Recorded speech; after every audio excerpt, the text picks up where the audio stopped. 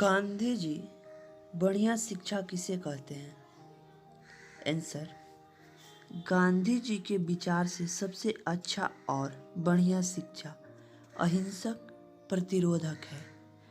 अक्षर ज्ञान के पहले में बच्चों को यह बता देना चाहिए, उन्हें औपचारिक शिक्षा के पहले ही बताया जाना चाहिए कि आत्मा क्या है, सत्य क्या है।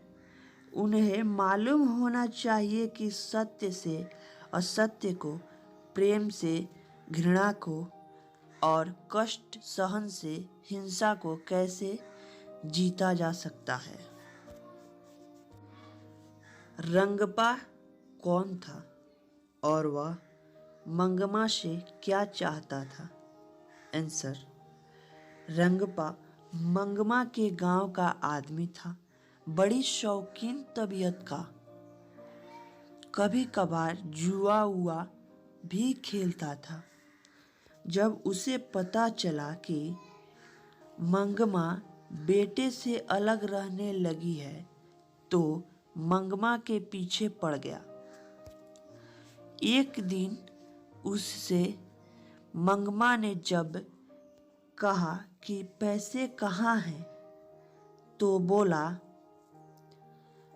कि पैसे यहाँ वहाँ गाड़ कर रखने से क्या फायदा।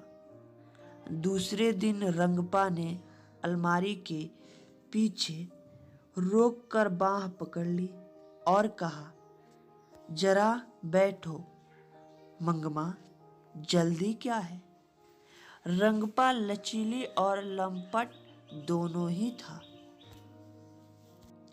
संधि किसे कहते हैं? संधि के भेदों का शुद्धारण वर्णन करें। आंसर, संधि का अर्थ है मेल अथवा जोड़। इस प्रकार दो स्वर अथवा व्यंजनों के मेल से जो विकार उत्पन्न होता है उसे संधि कहते हैं। जैसे विद्या जोड़ अर्थी, विद्यार्थी। संधि में अक्षर बदल जाते हैं और उनके उच्चारण में अंतर पड़ जाता है। भेद संधि 3 प्रकार की होती है। पहला स्वर संधि, दूसरा व्यंजन संधि, तीसरा विसर्ग संधि। स्वर संधि, दो स्वर वर्णों के मेल से जो विकार उत्पन्न होता है। जैसे परम जोड़ अर्थ परमार्थ। इसमें अ और अ के मेल से आ बना। व्यंजन संधि, पहला वर्ण व्यंजन और दूसरा वर्ण स्वर या व्यंजन के मेल से जो विकार उत्पन्न होता है उसे व्यंजन संधि कहते हैं। जैसे जगत जोड़ इस, जगदीश।